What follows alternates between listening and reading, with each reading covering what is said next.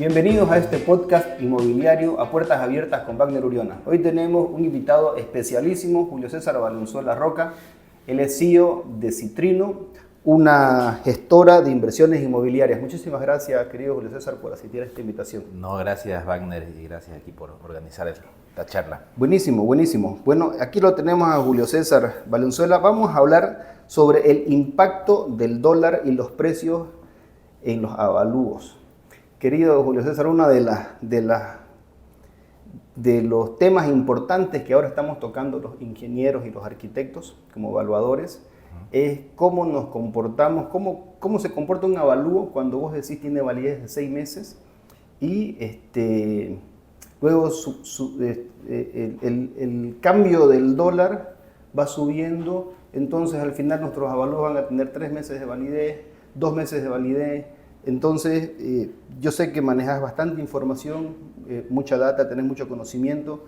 Por favor, quisiera que toquemos un poquito ese tema. Te has traído algunos datos que quisiera que empecemos por eso de ahí, por favor. Sí, lo primero que hay que entender, y esto la verdad que lo aprendí los últimos 4 años cuando fui a hacer mi maestría, era que el sector inmobiliario tiene un comportamiento cíclico que va evolucionando a lo largo del tiempo, ¿no? Normalmente un ciclo dura alrededor de 20 años, que es lo que vemos acá, el ciclo de los inmuebles residenciales en la ciudad de Santa Cruz. Y es importante entender este ciclo porque evidentemente afecta a las valuaciones, ¿no?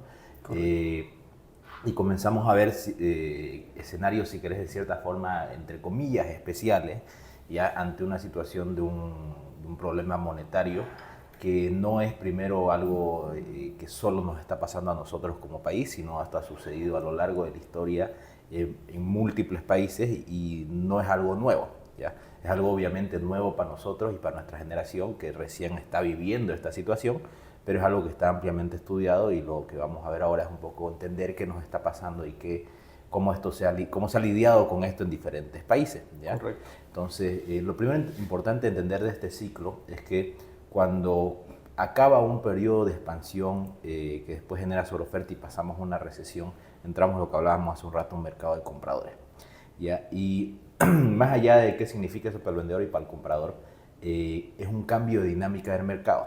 Normalmente en las expansiones lo que hay es mucho capital entrando al sector inmobiliario, vemos mucho financiamiento, que es lo que nos sucedió el año.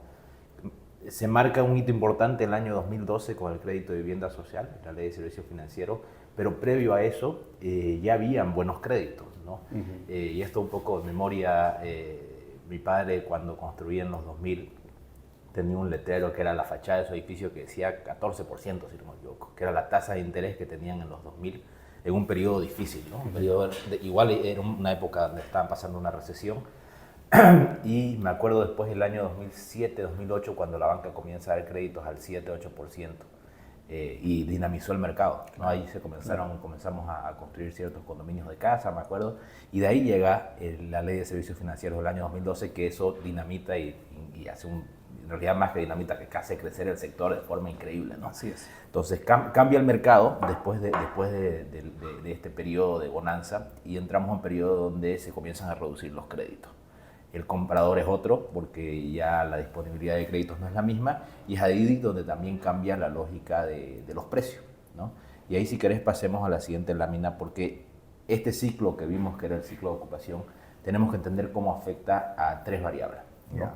Primero, lo que vemos en esta gráfica son tres ítems, el valor, el precio y la evaluación. Primero son 3 cosas totalmente diferentes. Y antes de la entrevista hablábamos del valor de reposición, ¿no? Y evidentemente sabemos, ok, la tierra, ¿no? Ahorita estamos en Equipetrol, la tierra es escasa. En Equipetrol cada vez va a haber menos extensiones de tierra que tengan buenos índices de aprovechamiento, lo cual va a hacer que la tierra se encarezca. Correcto. ¿No? De ahí hablamos de los ítems de construcción. ¿No? El efecto inflacionario te genera un incremento en costo de mano de obra. El efecto hoy día monetario nos significa un incremento en materiales de acabados de obra fina. Exacto. Y en N cantidad de materiales. La Cámara Inmobiliaria nos dice que en este primer semestre el costo de la construcción se eleva un 13%, ¿no? Y a fin de año probablemente terminemos con más que eso. Por ende, el valor de los inmuebles, y ahí les acabo de hablar de valor, lo que nos cuesta el inmueble, va a subir. Y eso siempre, ese es un efecto que siempre sucede, ¿no? Entonces, Cuando hablamos de plusvalía, hablamos de eso, ¿no? De las tierras escasas, los materiales cada vez son más caros, por ende el inmueble genera plusvalía. Genera plusvalía de una forma u otra. De una forma u otra genera plusvalía, entonces, pero estamos hablando de valor, ¿no? De ahí tenemos que entender el precio, ¿no? Y el precio, lo que determina un precio en cualquier cosa es, primero, qué tan escaso es y qué tantas personas tienen las ganas de comprar y la posibilidad de comprar. Exacto. ¿No? Entonces, ¿qué nos marca un ciclo de ocupación? Cuando tenemos bajos niveles de ocupación, hay mucha oferta, ¿no? Entonces no es un activo escaso. Y por último, en los periodos de baja ocupación hay poco financiamiento, entonces hay menos posibilidades de comprar una vivienda. Exacto. Entonces, cuando suceden estos efectos, el precio baja, ¿no? Y si vemos en la gráfica, hay momentos donde el precio supera el valor, ¿no? Que es ahí donde es realmente un negocio a construir, porque hay un margen bien importante entre precio y valor, pero hay momentos donde el precio está por debajo del valor, ¿no? Y de ahí finalmente tenemos otro indicador que es la valuación. Perdón, estas curvas de precio, ¿de qué momento estamos saliendo, en qué momento estamos ahora y para dónde nos dirigimos? Hoy día estamos en el piso de ocupación, y ahí esto lo hemos medido, lo mide en realidad CRE, ¿no? CRE lo que hacemos con CRE es ver de todos los medidores que ellos tienen instalados en inmuebles residenciales cuántos tienen consumo, y vamos haciéndole un seguimiento prácticamente mensual. Y estos últimos 2 años hemos visto que ese indicador es 93% y se ha estabilizado ahí. Obviamente en los años de bonanza, donde hablamos del crédito y vivienda social, ese indicador estaba en 99%, todo estaba ocupado. Hoy día bajó a 93%, hay un 4% de desocupación contra el promedio que hemos tenido en los últimos 20 años. Y eso significa hay activos inmobiliarios residenciales específicamente vacíos. Cuando hablamos de bonanza, ¿nos referimos al índice de ocupación o, bueno, ustedes leen, nosotros leemos el índice de ocupación, entonces necesitamos construir más, se construye más, la bonanza se mide porque hay más construcciones en camino o porque está ocupado? Porque también te escuché en otras entrevistas que has dado de que al parecer por el tema de los costos se va a dejar de construir porque hay la incertidumbre de con cuánto te va a terminar costando una construcción. Entonces, ¿dónde está la bonanza? ¿Porque está ocupado? La ocupación no es la ocupación es una consecuencia de una situación de mercado, ¿no? Entonces, la bonanza significa que el país tiene una economía sólida, hay empleo, las personas que nos empleamos tenemos capacidad de poder adquisitivo, tenemos capacidad de ahorro, la banca tiene liquidez por ende, y está captando los ahorros de las personas, de las gestoras, y entonces ahí tiene capacidad de préstamo, ¿no? Esa es una bonanza. De ahí todos estos efectos generan ocupación, porque como si yo tengo ingresos, tengo ahorros, puedo comprarme mi casa y ocupo, ¿no? Y lo mismo no solo sucede en los activos residenciales, lo mismo sucede en las oficinas. Si estamos en bonanza, las empresas tienen capacidad de endeudamiento, crecen su operación, abren nuevas líneas de negocio y para eso necesitan espacio, ¿no? Entonces se ocupan las oficinas. Esto sucede en periodos de bonanza, este ciclo igual se repite en los diferentes tipos de activos. Entonces, cuando pasa esto, que hay mucha oferta y hay poca capacidad de demanda, baja el precio, ¿ya?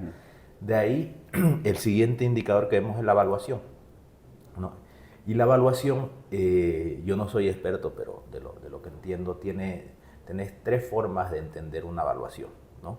Tenés la evaluación por reposición, que es a lo que hablamos, cuánto me cuesta, y cuánto me cuesta el terreno, cuánto me cuesta construir, ese es mi valor de reposición.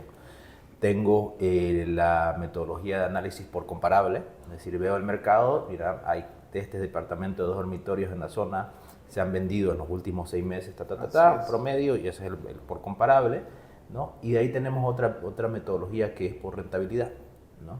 Que es decir, ok, este inmueble, si lo compro a tal precio, lo puedo alquilar a este otro valor y me da cierto nivel de rentabilidad, ¿no? Entonces, aquí un poco, y esto lo he hablado con algunos evaluadores, le decía, claro, en los periodos de crecimiento, de expansión, la lógica y lo más fácil de hacer es ver comparables, ¿no? Es decir, ok, cómo se está vendiendo, El problema es que cuando entramos, ¿y por qué? Porque ese es un mercado, en el mercado de compradores las familias son las que compran, es capaz la toma de decisión de compra de un inmueble es más de mi propio uso emocional, me gusta, no me gusta la zona, estoy cerca de tal colegio, ¿no? Pero cuando entramos en un mercado de compradores, el comprador es el ahorrista, ¿ya? Así es. Y el ahorrista tiene alternativas, ¿no? El ahorrista puede poner un DPF, puede hasta sacar su plata al exterior. Hoy día está más difícil, pero la gente lo sigue haciendo, y puede abrir un DPF en el exterior, puede comprarse un inmueble en el exterior, tiene alternativas el ahorrista, ¿no? Y lo que mide es rentabilidad. Entonces, ¿por qué me voy a comprar un departamento que me genera una renta del 2% si de ahí lo pongo simplemente en el banco y ahorita hay bancos que están pagando el 4%? Entonces, claro, ahí cambia un poco la lógica de los avalúos, ¿no?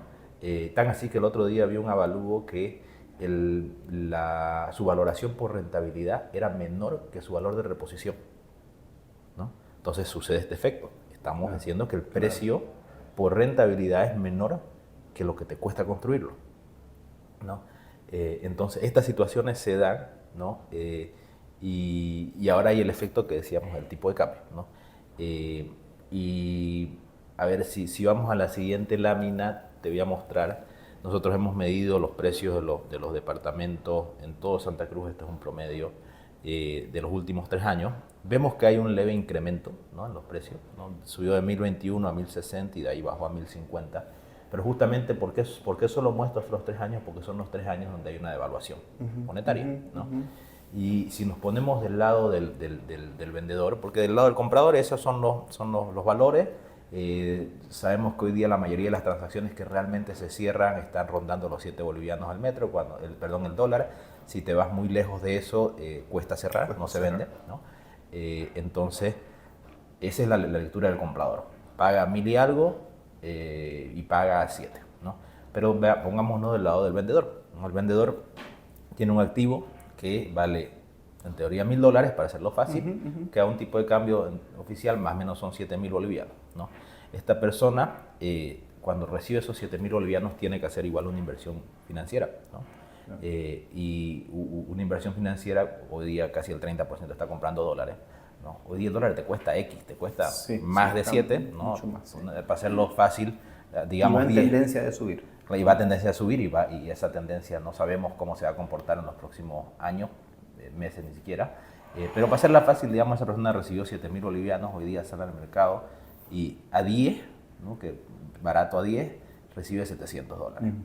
Esos $700, si los quiere volver a invertir en una construcción nueva, no le alcanza para construirlo, ¿no?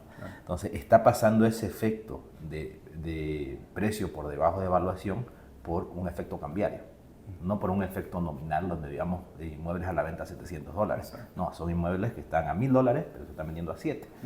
Ahora, ya ese es, si querés, el análisis totalmente frío y racional de lo que está pasando y de ambas perspectivas, ¿no? Ahora, ¿qué va a pasar? No existe bola de cristal. Sí sabemos que la ocupación se mantiene, creemos que particularmente por este efecto que hablábamos al comienzo, que la construcción está más cara y los precios no están acompañando estos incrementos, va a haber menos proyectos nuevos. Eso es de cierta forma bueno para el mercado porque se tiene que consumirlo ya terminado. Exacto. ¿No? Ahora, durante ese proceso, lo más lógico es que los precios suban, ¿ya? Ahora, ¿en qué moneda? Eso te iba a preguntar, ¿los precios suban en qué moneda? ¿En qué moneda, no? Porque al final de cuentas no producimos muchas cosas aquí, ¿no? Traemos la luminaria, el porcelanato importado, ahí ya están produciendo porcelanato, ¿no? Pero yo digo, muchos materiales de obra fina son importados, ¿no? Sí. Aquí vamos a ver, primero se va a despegar lo comercial de la evaluación, primero porque lo que decía hace un rato, la evaluación va a tipo de cambio oficial. Hasta que no se toque el tipo de cambio oficial, vamos a tener que jugar con el valor nominal del dólar que dice tu avalúo, ¿no? Pero por otro lado hay que entender la situación mercado, y la situación mercado, y esto lo comentaba igual en un grupo, decía, hay que entender que ¿por qué el dólar? Y aparte, ¿por qué el dólar está más caro? Primero, no existe un dólar blue, existen muchos valores de dólares en el mercado. Existe el valor del dólar billete, existe el valor del dólar digital en Estados Unidos, existe el valor del dólar USDT, y ahí aparece el valor del dólar inmueble, ya que no está tal cual formalizado, pero yo lo veo desde como un gran rango donde veo lo más escaso y lo menos escaso. Ajá. ¿Ya? Lo más escaso hoy día es el dólar billete, por eso es el más caro. Así es. Lo menos escaso es el metro cuadrado. Exacto, ¿Ya? exacto. Entonces, y ahí se sitúan las valuaciones. ¿Cómo va a incrementarse el valor dólar y metro cuadrado mientras se vaya consumiendo y sea más escaso el metro cuadrado? Exacto. Entonces va a ir acompañando de cierta forma eso, y lo que va a pasar es que probablemente te sigan pidiendo, siguiendo el ejemplo de los $1.000, te sigan pidiendo $1.000 por metro, pero ya no pagues 7.000 bolivianos. Vas a tener que pagar por lo menos, vamos a hacer 8.000 bolivianos. Entiendo, entiendo, porque estás comprando el dólar de metro cuadrado. Del dólar metro cuadrado. Entonces ya esos $1.000 metro cuadrado ya no los vas a poder comprar por 7.000 bolivianos, vas a pagar 8.000 bolivianos por metro cuadrado.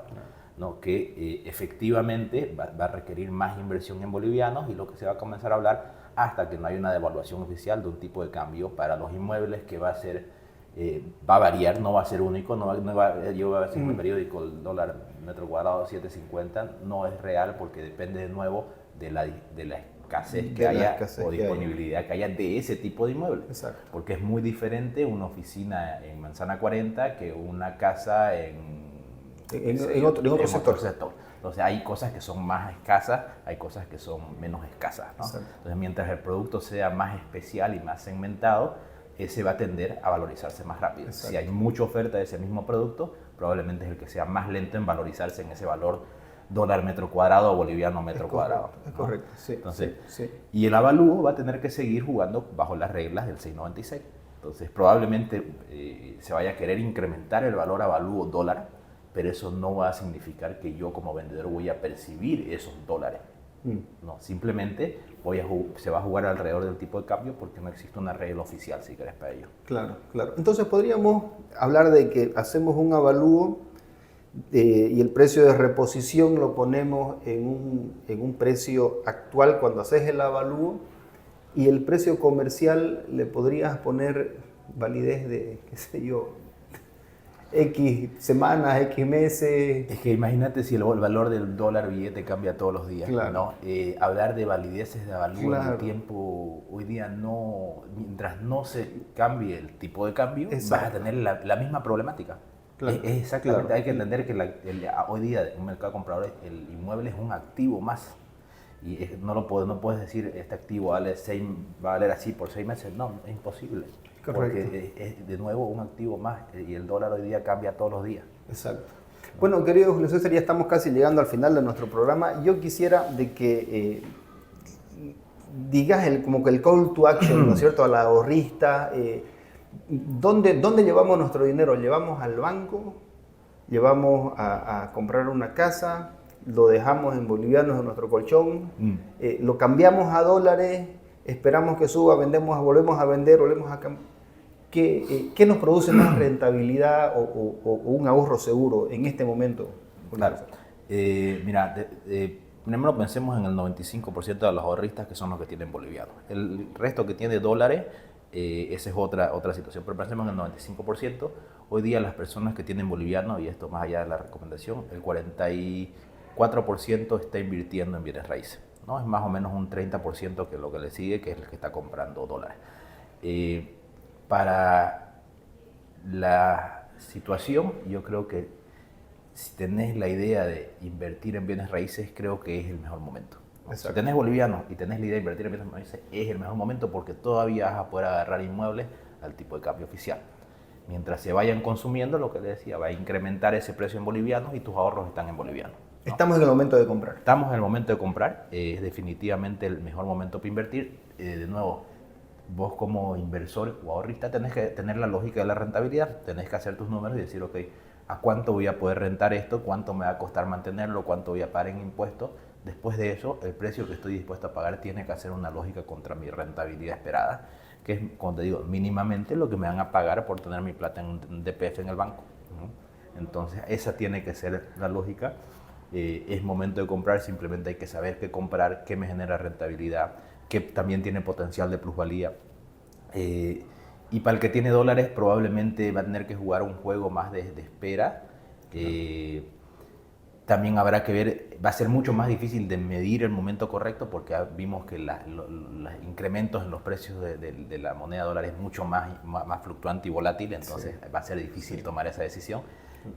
Será un análisis mucho más específico, pero es momento definitivamente de invertir. De invertir. Además que cuando tenés un inmueble te genera rentabilidad y también gana plusvalía en el tiempo. Entonces de una forma u otra vas ganando y no tenés pierde ahí, ¿no es cierto? Así es. Bueno, hemos tenido a Julio César Valenzuela, un entendido en la materia.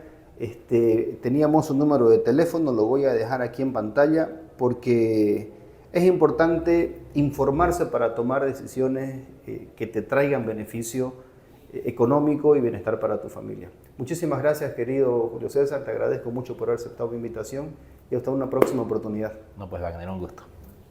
Gracias, mi hermano. Gracias. Nada.